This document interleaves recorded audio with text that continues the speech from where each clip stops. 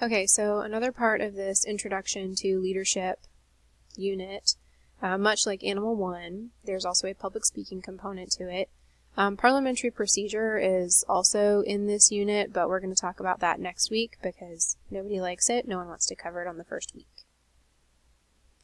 There's several different types of speeches that one could possibly give. The first one is an informative speech, and this gives knowledge or information on a certain topic. The next one is persuasive, and this would convince people to believe or to do something. So, for example, a candidate on the campaign trail might be trying to persuade you to vote for them. To integrate, this would be pep talks, welcome speeches, introductions, anything to kind of bring the audience into the speaker a little bit.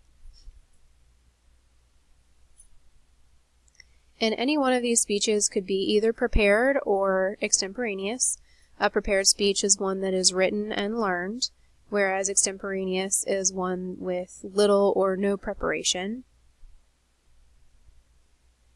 Some different variables to consider with speeches, especially if you're sitting down to write one, you need to figure out what the purpose of your speech is.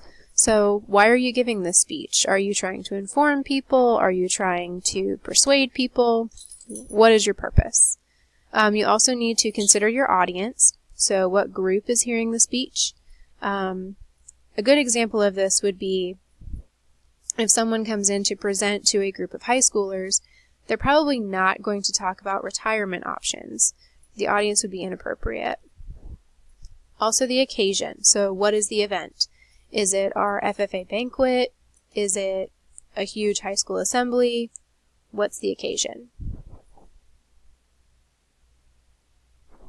So content, or what is in the speech. So we know what your purpose is, you know what your audience is, you know what the occasion is. So what do you actually put into your speech? What is your content? Also composition, so how is it written and organized? Is it written very similarly to, say, an English essay, where it has an introduction, a body, and a conclusion, and the body has 3 main points to it, or something like that? Or have you kind of mixed it up a little bit? Do you ask the audience questions? And how do you pull the audience in? That's all part of composition. So some oral delivery variables, so how you actually give your speech.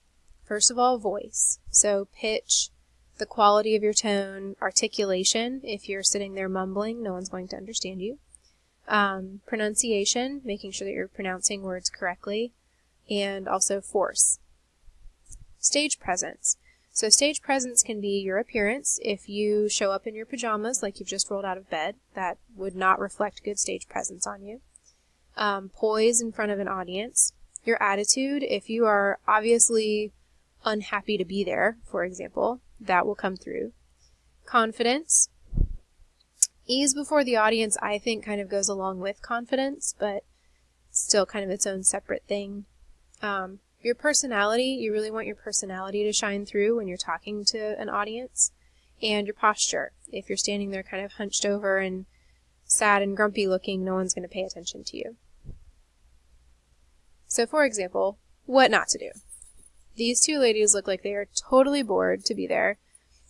I don't feel like they have really presented themselves to the best of their abilities, although, in fairness, this picture was probably from the 80s, so fashion, not exactly the greatest decade for fashion. Power of expression, so the fluency of your speech, your sincerity, emphasis, directness, communicative ability, conveyance of thought and meaning, making sure that you're explaining yourself well. Response to questions, if there are any, if you happen to have a Q&A type of deal after your speech, you want to make sure that you respond to those questions accurately and you have a very good ability to think quickly on your feet. Also just general effect, making sure that your speech is interesting to your audience, that it's understandable. If you're talking to a group of elementary schoolers, you probably want to leave the SAT words out. Convincing, especially if you're doing a persuasive speech. Pleasing, and holding the audience's attention is, of course, very important. That's it for this one. We will talk about delivering a speech in the next one.